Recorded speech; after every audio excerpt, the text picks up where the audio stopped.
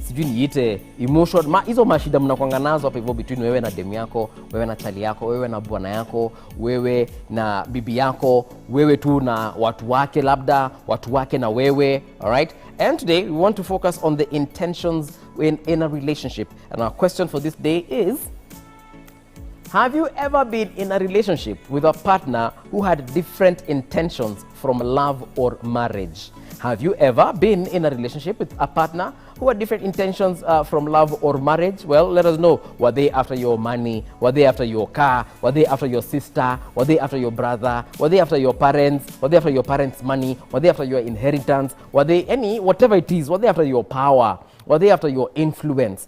That is what we want to talk about today. And joining me for this particular conversation is none other than Shania King. She has been here before, and she's going to be telling you her story, which is, for lack of a better word, hata sijui tunaweza itaje. Anyway, atawashoto sahi, but Shanice, welcome to the show. Thank you. Hizo majina zingine ulinitumia Mr. Zisema. Mimi nakuja kwa Shanice.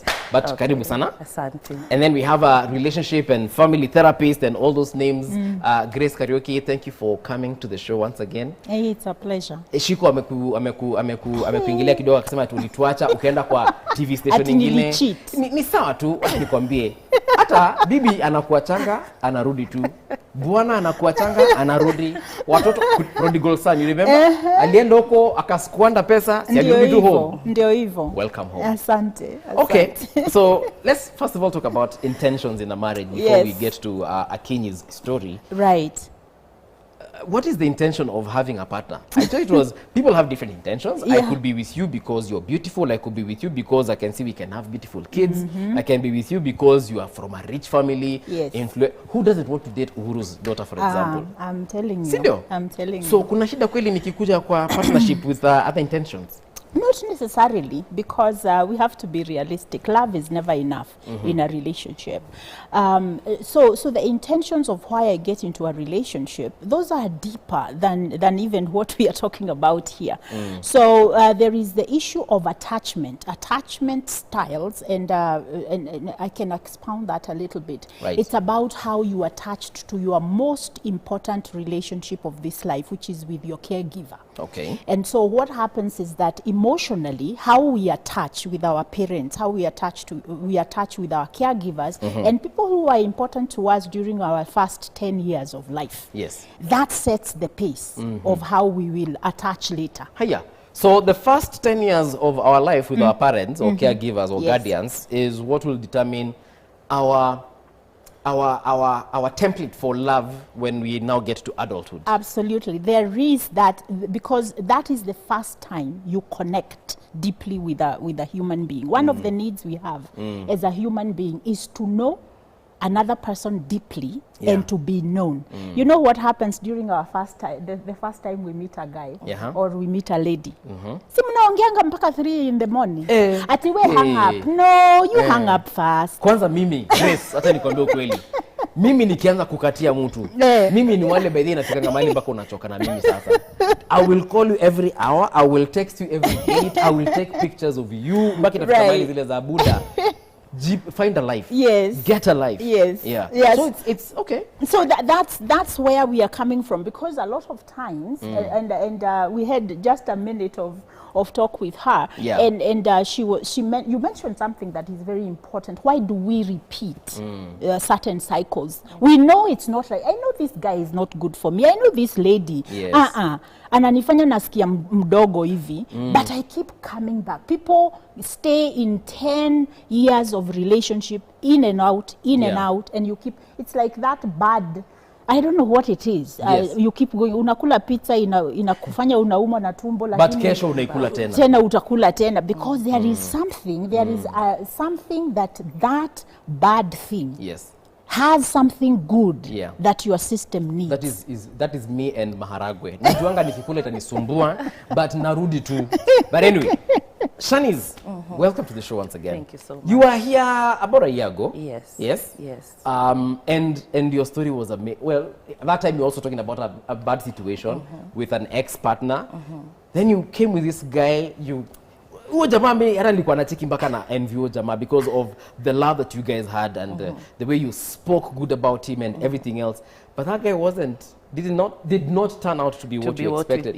On this very show, ulikuja yani kuongea juu ya mapenzi. Yeah, we were actually engaged that time. Yes. Yes. Hata nilikuwa tafuta hizo picha tungezieka leo. I have them. I wish you would have told me. So maybe let's just recap kidogo. So you met a guy after you were channeled with your previous partner. That is a long time after I was channeled with my previous partner, right? The father of my children, about 7 years. Then I met him, and he was so good, you know, so good, because in my past relationships I've always been so keen and attentive, and look out for the signs, you know. But this one was so good.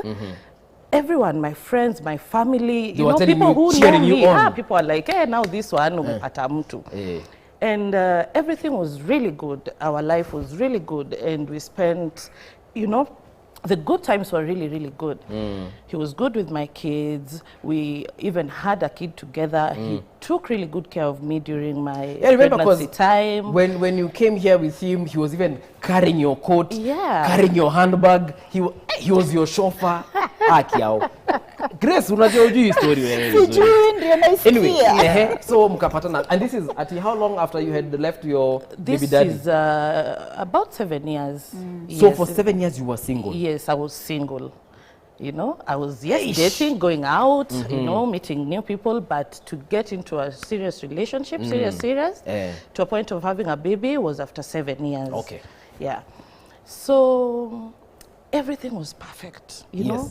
And I was like, sometimes I sit down and, you know, I would really think, you know, ile saying, when it's too good, think twice. I have those instincts, and I'm like, but then again, I'm like, see, he loves my kids. You know, see, he's taking good care of me.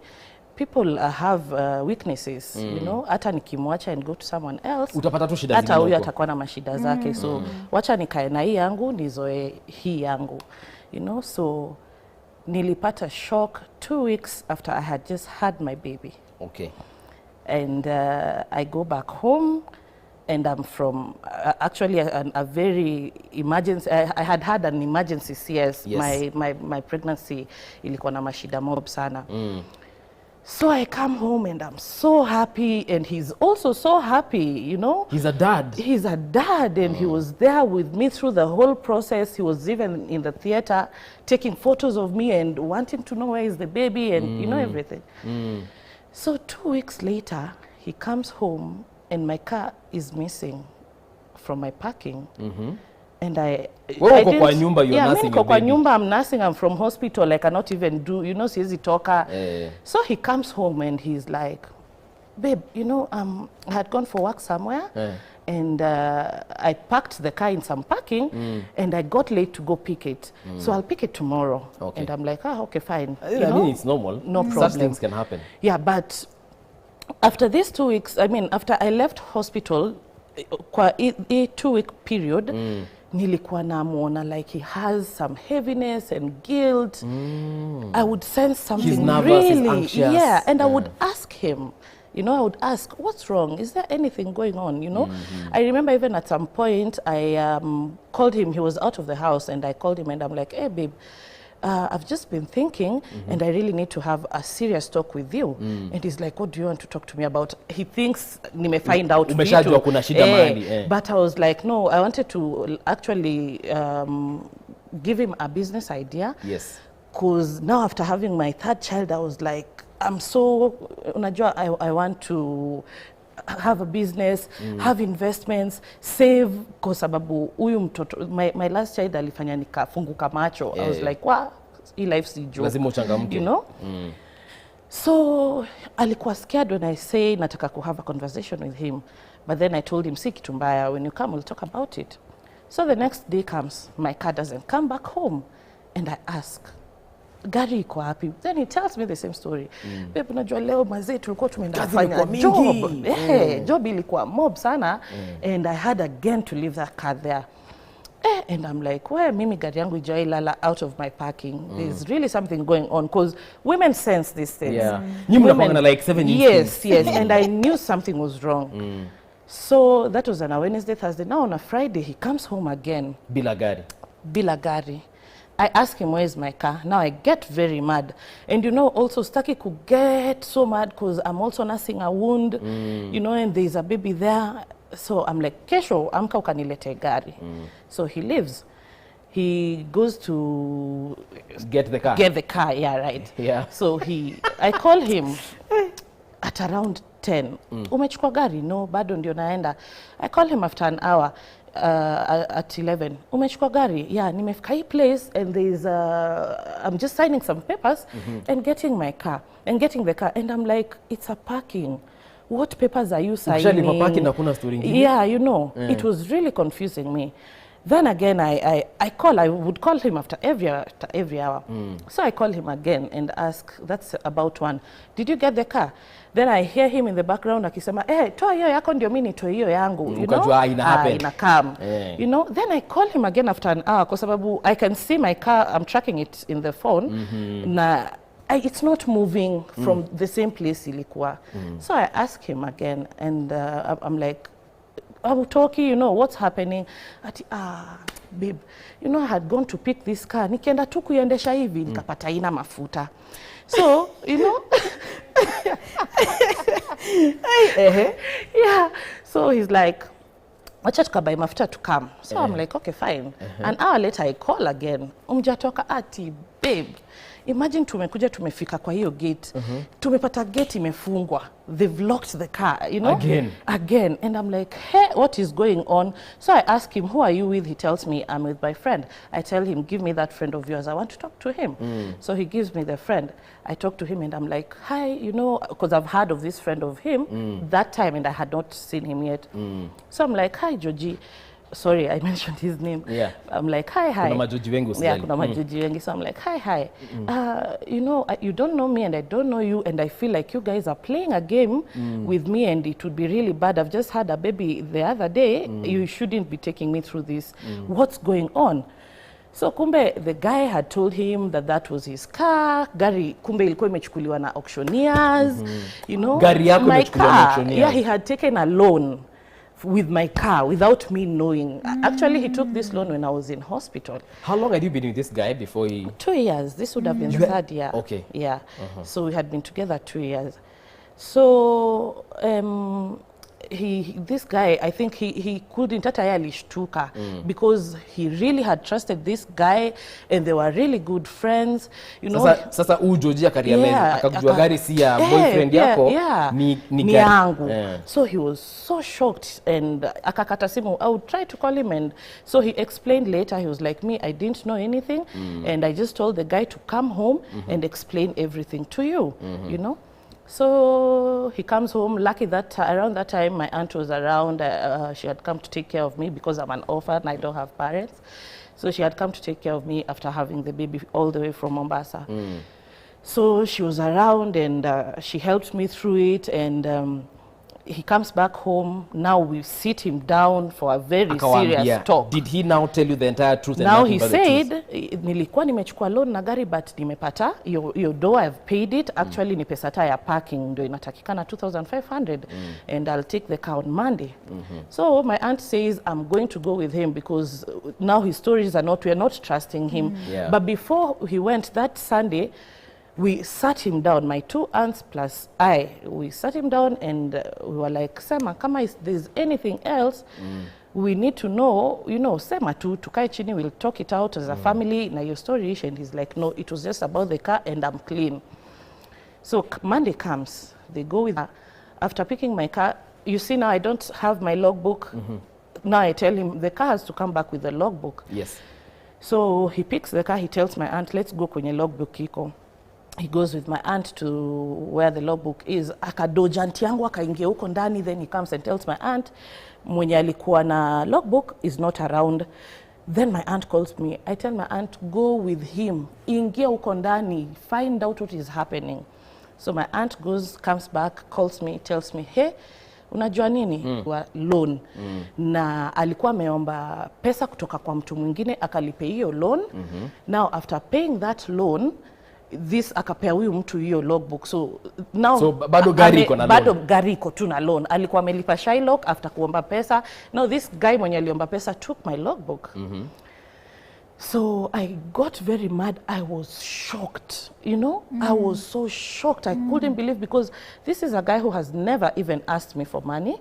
You know, this is a guy who I would give my ATM, you know, like, because when I was pregnant, I was bedridden all the time. My pregnancy had complications. So I would even give my ATM and tell him, go to the bank, go do shopping, go do this and that. So wait, you were with a guy, I just want to understand, and I'm not judging obviously, but I'm just asking, you were with a guy who never used to take care of expenses, ama there are those expenses that zilikuwa unajua ni zako lazima ushughulikie? Now, when I met him, he had a job and he would take care of a few expenses in the house. Then after a few months, he lost his job. So I was the one doing everything. But, and we agreed on having a baby. It wasn't no. Okay. We sat down, we discussed, and we said, okay, fine. You know, my firstborn is 13, my secondborn is 8 years. I'm like, I need a baby. You know, I'm ready. I've been, you know, and I'm like, this is a serious relationship. He has been to my home. He has seen my grandparents, people who have taken care of me. He has been welcomed into my home. And everyone loved him, actually. All my aunties, everyone, my family, everyone really loved him. So my aunt, after now they get the car and everything, now my aunt tells me, bado kuna loan. So see me, I know I have money in the bank, because I had really been saving during that time I was pregnant so much. Okay. And pia nilikuwa najiambia, this guy doesn't have a job, you know, so he doesn't have a source of income, so mi najipanga, because after I have the baby, I will not be able to at least go out even make money. Wacha ni save, nitatumia hii pesa until I'm able. So I tell my aunt, okay, sawa, wacha nikuje, I'll come, go to the bank, get money, I just pay for that car na tumali.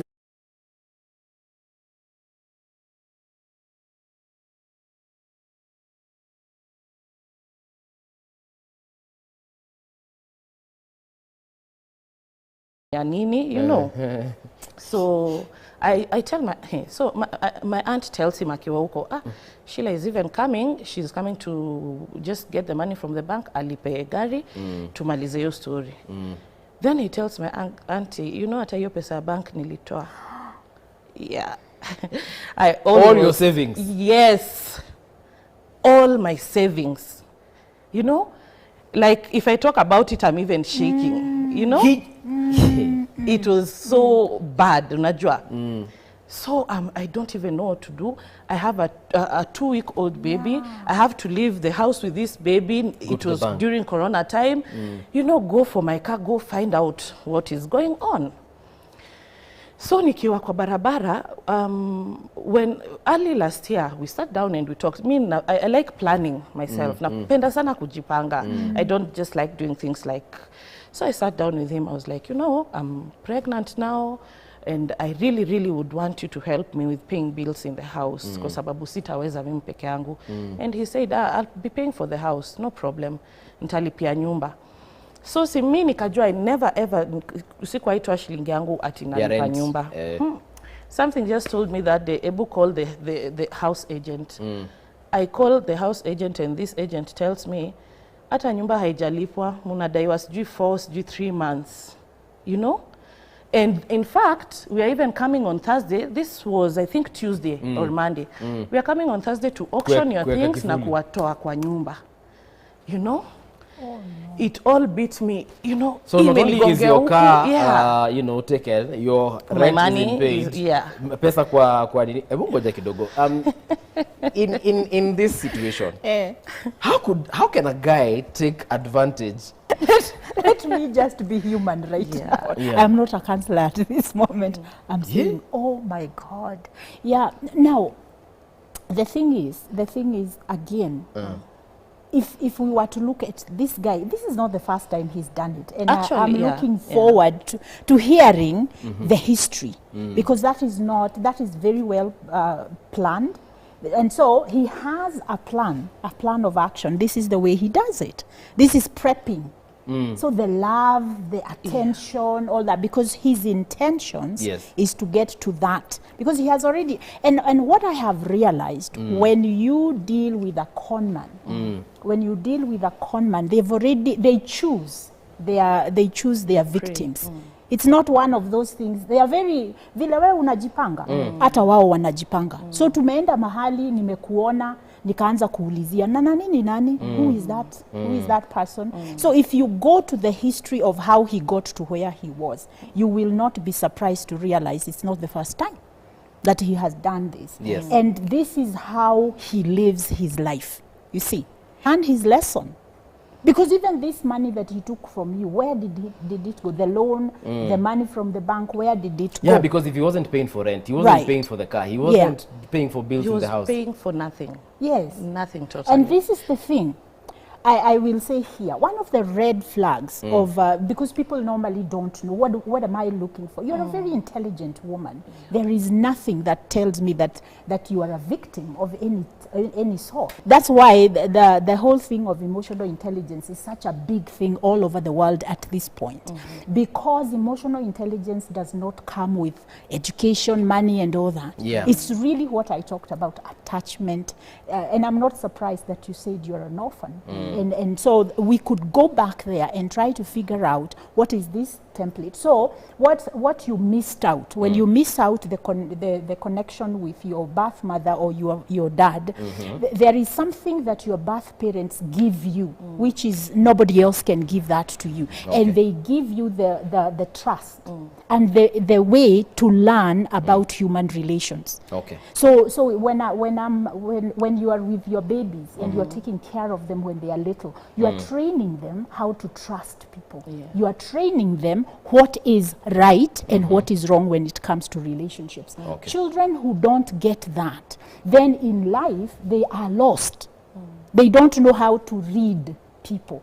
So for instance, I want you to hold on to there. Yes. So when you come back, we pick it up from the reading people and understanding people. We've asked you, in terms of your relationship, have you ever been in a relationship with a partner who had different intentions from love or marriage? How did you know about it? Were you told about it? Did you discover after your car was sold? Or rent ijalipo miezi 6 na unajua wow niko na conman? We'll be right back.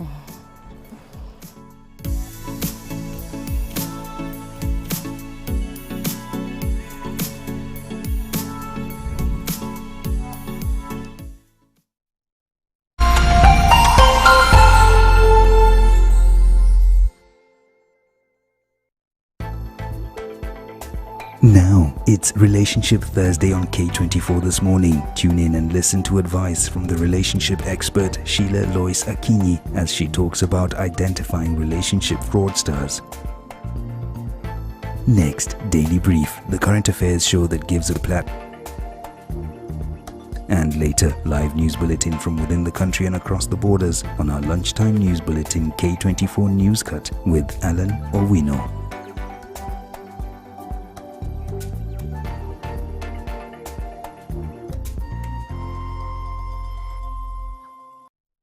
Come alive like never before. Ushindi with Oxy Bright does so much more. Removes stains easily and cleans it right. Brightens with the magic of Oxy Bright. It's a brighter life with Ushindi. To get news as it happens on your phone, subscribe to 20538 for only 6 shillings.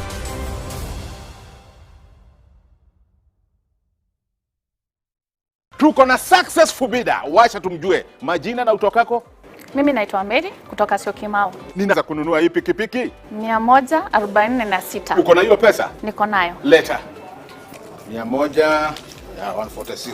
Haya basi, receipt yako ndio hiyo, kifunguo ndio hiki. How low can you go? Unaweza enda chini mpaka wapi?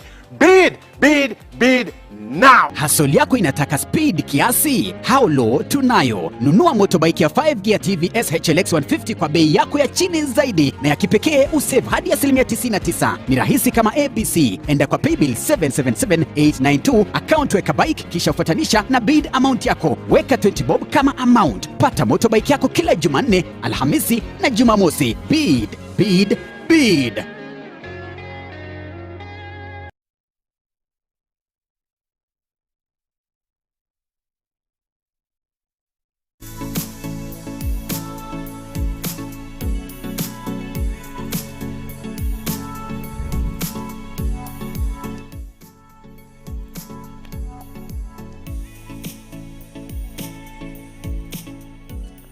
So I'm just here seated, very shocked at what I'm hearing. I had heard it before, but hearing it again live is even, and there's some other details that were left out, but now I'm getting to find out. This is K24 this morning, Relationship Thursday it is, and we are talking to you about intentions when it comes to relationships. And this is our question. Have you ever been in a relationship with a partner who had different intentions from love or marriage? K24 TV across all social media. And here's what you're saying on WhatsApp. Hi, Movie. Been in this relationship where this guy was after fame and money. I saw him through his college training and his sister's secondary education.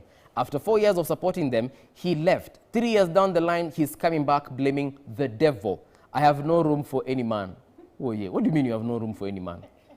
Sasa, utapata chali juu sasa ajia mtu mmoja. Mtu mmoja mwenye alikuanga. All right, hold on. You were saying something about the connection. Yes. So and I don't remember what you had asked me. Oh, about the conning. Yes, the fact that she hadn't seen it all. You've said she's very trusting. Yes, very trusting, and giving people the benefit of doubt. And a lot of us women and the other excuse. Those were things he did before we met. Yeah. And so because you see the beginning of the wooing, I call it the wooing, there is a lot of love bombing. When he's calling you to be his. So when people are telling you kuna hii, kuna ile, and the person that you are presented with, you're going like, so you know the way we say, it's not what you say, it's not your past, it's who you are right now. True. And there is a truth to that. But we do know that you need to take seriously. I always say when you get information about people, ask the question, so what?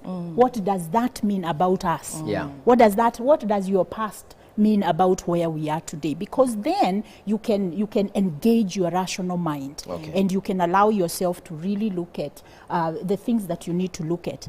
There is one thing I'm going to say. Okay. For women who are listening to us and men who are listening to us, first sign that you need to dig into somebody's past and know what kind of a person they are.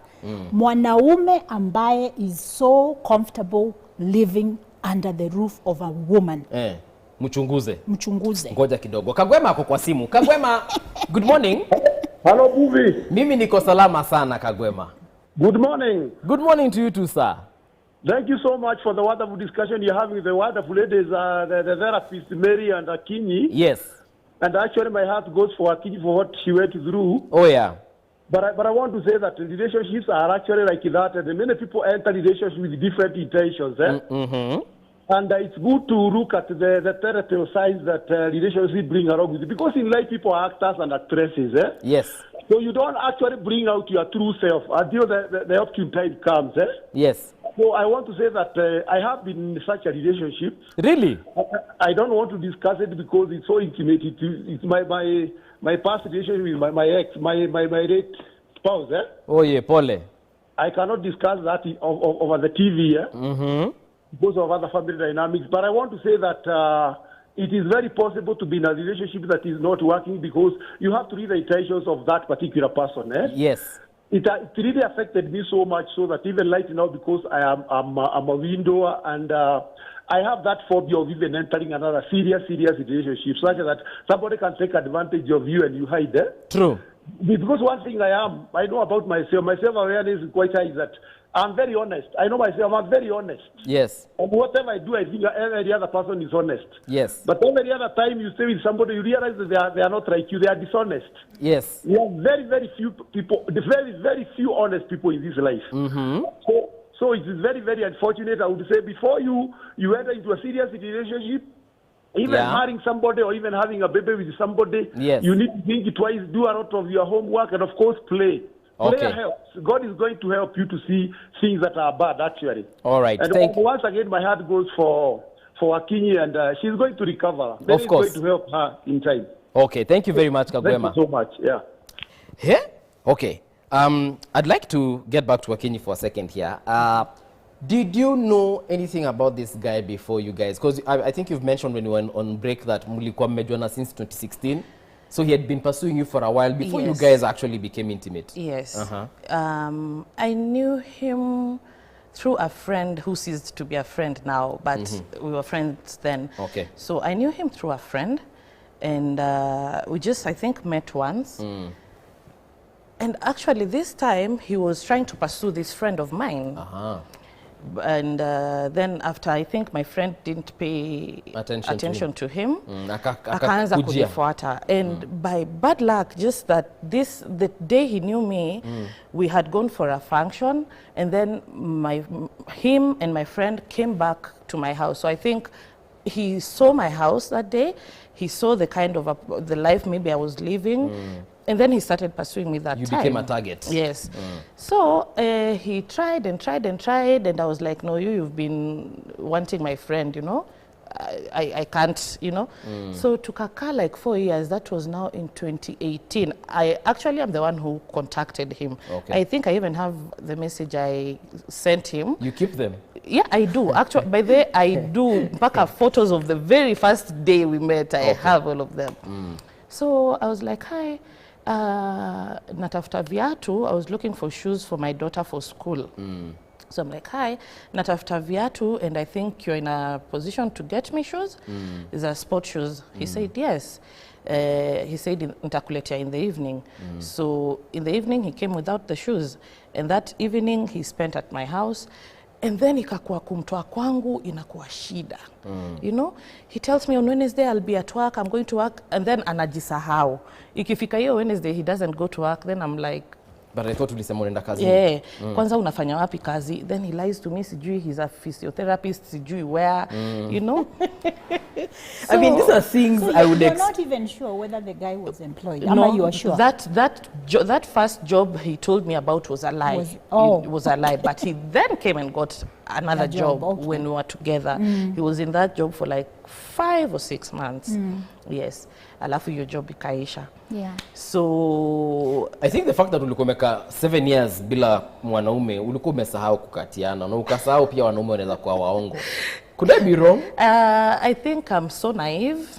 That is what I am, very, very naive. And then again, age pia inafanya, you know, you have that pressure of you want to settle down. Unaona your friends are settling down and they are having babies and so they're having wonderful. Yeah, I think I had a certain pressure at that time. But even when he was pursuing me, even that 2018, it took me about 4 months to say, okay, fine, then let's do it. Because he really, during these 4 months, alijitengeneza, wacha niseme, alijitengeneza. Lakini kulikuwa kakitu kalikuwa kanakuambia. But kuna kakitu kalikuwa kananiambia, because even within the 2 weeks we were dating, he already stole money from my, you know, past. Wait. Yes. 2 weeks into your relationship, yes. Ashaanza kuchukua vitu kwa kibeti. He stole money from my past, yes. You know, I even have photos of him crying on my laps and begging and like, you know. Hello. That guy, you know, Grace. So we are talking about your attachment issues, what you went through with your child. But we need to also chambua this guy. Do you know this guy came here? He did. Do you know I know that guy? Ungeniita. Ningefanya therapy yokia. Because they were lovey-dovey. They had all these amazing pictures on social media, IG, Facebook. I used to see them and I'm like, hey, wow, Akinyi finally has settled. Kumbe jamaa, I think pictures zikaacha kuonekana. That's when I called her. I called you when? Last month? Last month. Nikamuuliza, we, ni aje bana, siku hizi sionangi nani? Kumbe nani si nani tena. Anyway, so Grace, let me just ask you something. Yes, do ask. The red flags, the 2 weeks aliona jamaa amechukua pesa kwa kibeti, the crying on her lap, yes. the kujifanya kwa na kazi na kumbe hana kazi. I mean, ingekuanga ni wewe, Huyo jamaa ungekuwa ulimwacha kitambo. There is because you see we do need to kind of get some awareness about your emotion, how you connect with people. And so there are people who are very sympathetic. And but there is a difference between sympathy and compassion. Those are two different things, because compassion, I will help you even though I have removed myself. I don't have to. Sympathy is I take you in and I take your problems and I am going to save you and I am going to fix you. But let me tell you something. If you kick that person out of your house, they will find a way to get back. Yes. No, not to get back, to survive. Because once we are thrown into survival mode, but you see, because the person is needy, according to your mind, you don't know that they have a plan. Anataka kumsaidia. Lakini you see a person who has good intentions, is a good person, and so your humanness is tagged on and you go into sympathy. But we don't want to do that. We have Joshua from Kirinyaga. Joshua. Yes. How are you doing, sir? I'm very good, Mbuvi. How about you? Mimi niko salama sana. Umesikia historia ya Kinyi? I'm enjoying the conversation. Now, Mbuvi, this world is littered with people with horrific stories. Yes. Of how they were quote-unquote conned. But I have a different opinion. Please, let us hear it. Mbuvi, human beings being animals are engineered in such a way that their basic instinct is that of survival. Okay. And self-preservation, okay? All right. And sometimes I find no fault in man or a woman who is trying to do something to ensure that they survive in this life. Okay. In fact, if people are this crafty, if someone is able to use you, quote unquote, and survive without necessarily committing any crime, then we will be having very low levels of poverty. So what I want to say is that I think we've over-legislated morals too much. Let us be smart to know that people will find ways on how to push their days. Yes. And if you happen to be a victim, then bad luck for you. So maybe, you know, a man gotta hustle, moving. Yes. Yeah, that's how I see it. That's how me, if I'm conned, that's it. A man gotta hustle. Yeah, well, I'm not a con man. Yes. But I'm saying sometimes people got to survive. When you listen to what people go through each and every day, that you have to survive. People are reeling in poverty. People are jobless on the streets, men and women. Yes. And sometimes it gets to a point that you just got to do what you got to do. Because you get to a point and realize that maybe the people that you have, if indeed you go to them honestly and ask for help, they might not look at it. And you see now the kind of conversation we are having, women saying that I don't know if a man lives with a woman, at least chase that man away. I mean, we are human beings. Sometimes I'm low, sometimes I'm high. If we are able to support and sustain our women when they are broke, why can't the women also return the cue and help men when they are down? Wewe Joshua, Joshua, ninakushuku wewe sasa. No, movie in so long as we perpetuate this idea of women not being able to support their men when they are down, then we shall continue having horrific stories like the one that Akinyi is giving. All right. But we still have good men, so you can tell Akinyi that we are here. Are you available, Joshua? Oh, she can get my number from the director. Do you have a job, Joshua? No, move me. I'm cool. I'm good to go. Uko na gari? All right. Thank you very much, Joshua. Thank you for that. Okay. Always a pleasure. Please do. I wouldn't want people to get the wrong idea. When we are talking about, we are talking about telltale signs of where you should start. I'm not saying that if you meet someone and they don't have a job, run. That's not what I mean. What I mean is that ask the question, so what? What does this mean? So get to know more. Dig deeper. If you are married and your husband loses a job, please don't kick him out. Of course not. Because it's for better and for worse. But when you are dating and you come to my house for the first date and then you stay for 4 or 5 days. Hapo kuna hata wewe. Even if you stay for a month lakini hausemi why you are staying for a month and how you're going to pay for food and shelter, then there's a problem. If you're not taking responsibility to explain what's going on, that is where the dishonest starts. And that is when you begin to ask yourself what is really going on. And don't be afraid to judge people's behavior, because we are so big on do not judge others because you are not hata mimi ni mwenye dhambi. No, really. We are talking about judge behavior, judge character, so that you can also be, this compassion that I'm talking about and the empathy can actually help people grow. Okay. But when we come in and we save people from themselves, they never grow. And this guy, that's what probably even his upbringing was, that he was let to just go free whenever he would do something wrong. Anaachiliwa, or there is some explanation about why he's acting badly. So he never grew. Mimi nataka kujua from Akinyi, even when you sat him down and you told him, okay, now we want to have a baby, did he give you a plan as to, okay, we can have a baby and this is how we will take care of this baby in terms of, I am going to get this kind of employment or I'm going to start this kind of business? Did he get to that point? When we talk about the baby, in my head, I don't know if it's okay to say I was really craving for a baby. So in my head, I had my plan. You know, I had planned myself. Yani nilikuwa nishajipanga in my head, because I knew totally. I already knew I was just going to take care of that baby alone. Okay. Something in me was telling me. Yeah.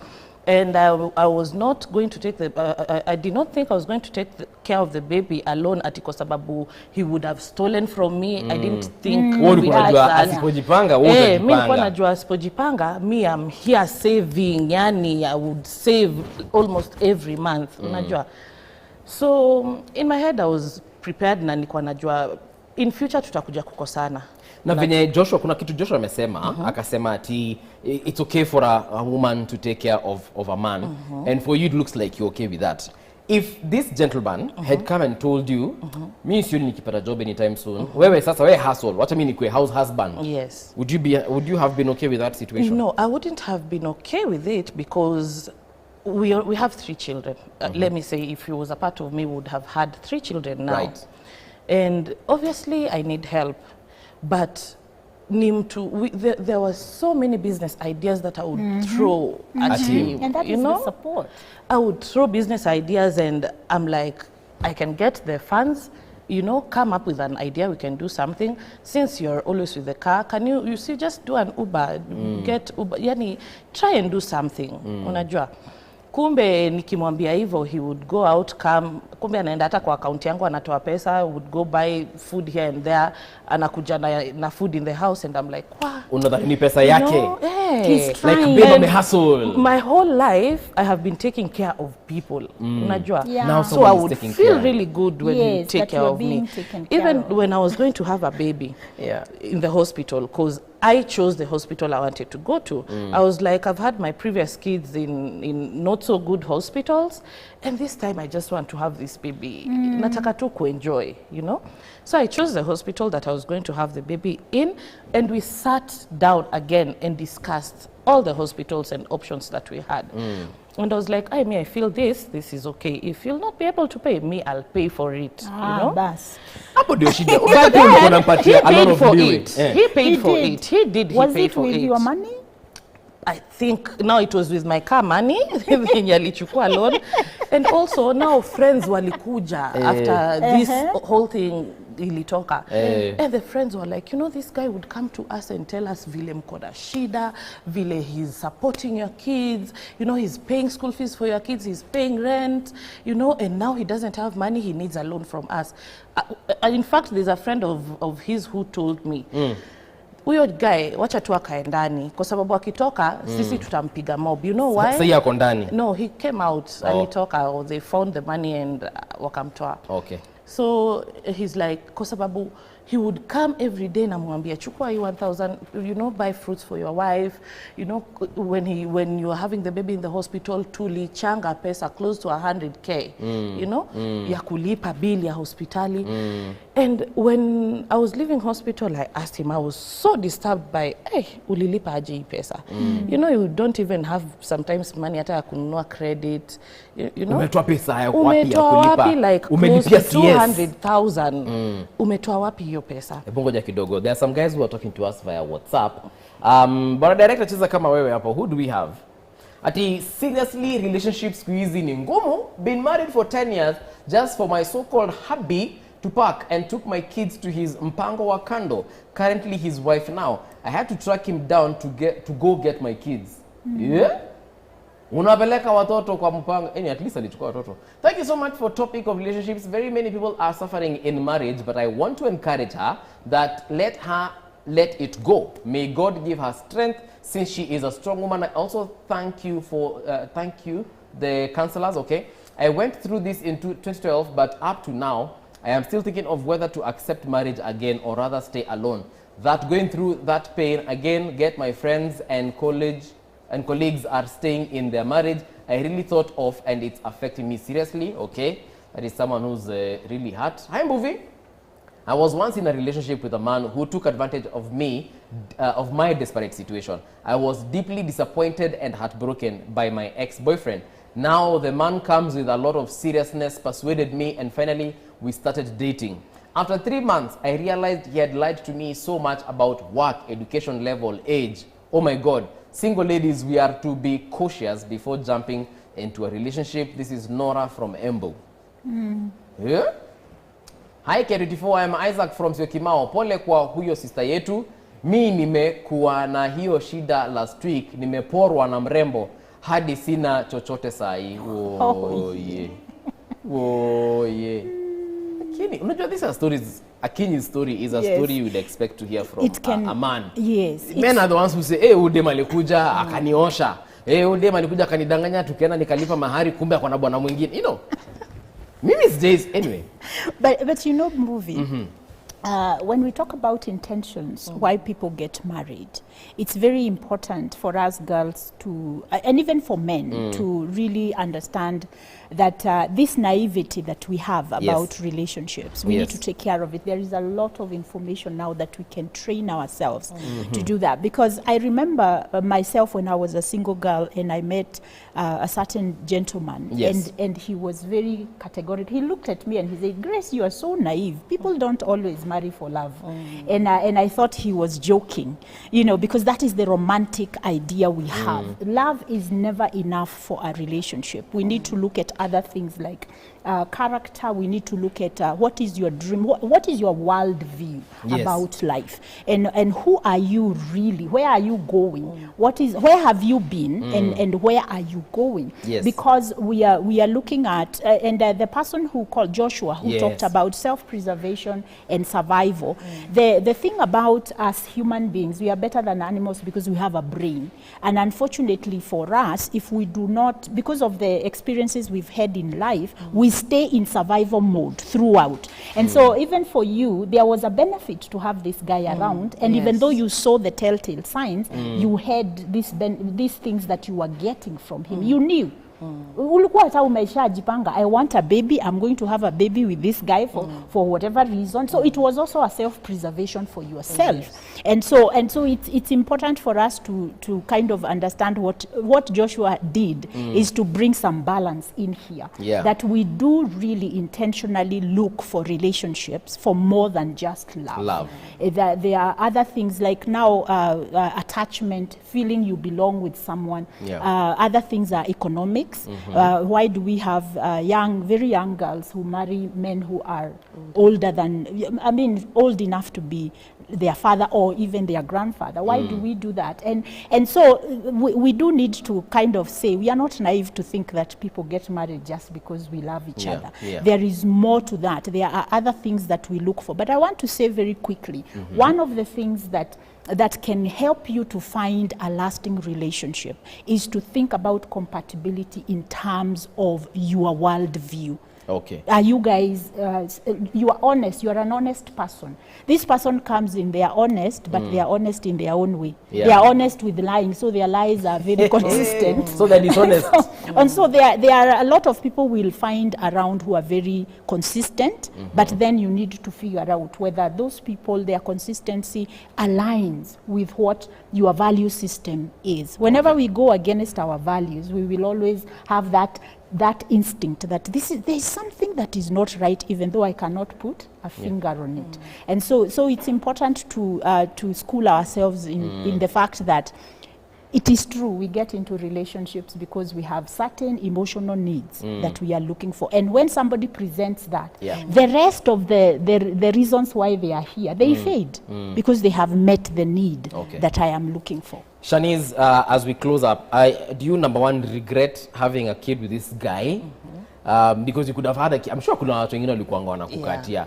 So do you, because I know women will say, I know I'm glad I have my baby, but is it, no. Are you to be honest, my God, I don't regret the whole situation, what I have been through. You don't? No, I don't. I don't. You know why? Because I have this, I take these challenges as an exam. Being a person that didn't grow up with the parents, I'm getting to learn a lot of things when I'm an adult through my own experiences. And since I have girls, I can't wait for them to get to this age, and I advise them and I tell them about life and I talk to them.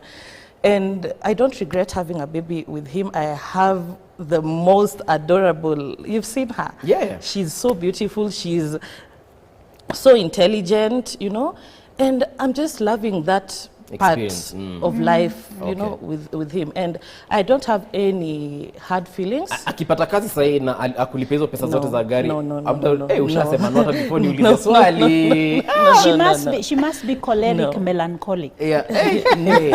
You know, I don't want, even right now, if he's ready to take, because he has been out of prison, he has not communicated to me or anyone around me.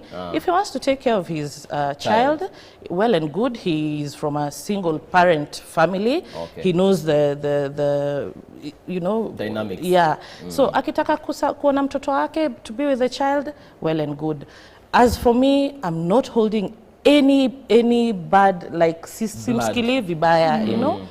If anything, we have a court case, and I don't even want to go for that court case. I just want to let things go. Aendele na maisha yake, niendele na maisha yangu. I'm opening a new business. I'm dealing with glass building. You know, I want to explore life, you know. I was married when I was a very little girl at 19, you know. I'm discovering myself right now. I'm happy. I want to explore my strengths and my, you know, my gifts. So I'm enjoying life, and I thank God for that small baby kwa sababu ndo amenifungua macho. I wasn't like this before I found her. So tunafunga kipindi. Grace, how can guys get you in case they are probably going through the same and they want to be cancelled? You can reach me at www.gracekariuki.co.ke, and you can also follow me on Instagram at GK Nderito. GK Nderito. Alafu pia unaniuliza tu ndakuka hapo kutaka namba yake ya simu. Ukitaka pia kumarisha news cause clearly yeye ana stress kwa hivyo. Mimi ningekuwa wewe sahi broken to pieces huko mngekuwa mnaniokota huko kwa mafuta. The things I've been through in the past zimenifanya nimekuwa very strong. All right. Thank you very much. This is where we come to a close as far as this conversation is concerned. See you tomorrow. It's going to be a happy Friday, by the way. Big things are going on in the studio rather, as far as the cooking is concerned and the music is concerned and the conversations are concerned. Until that time though, Daily Brief is coming up next.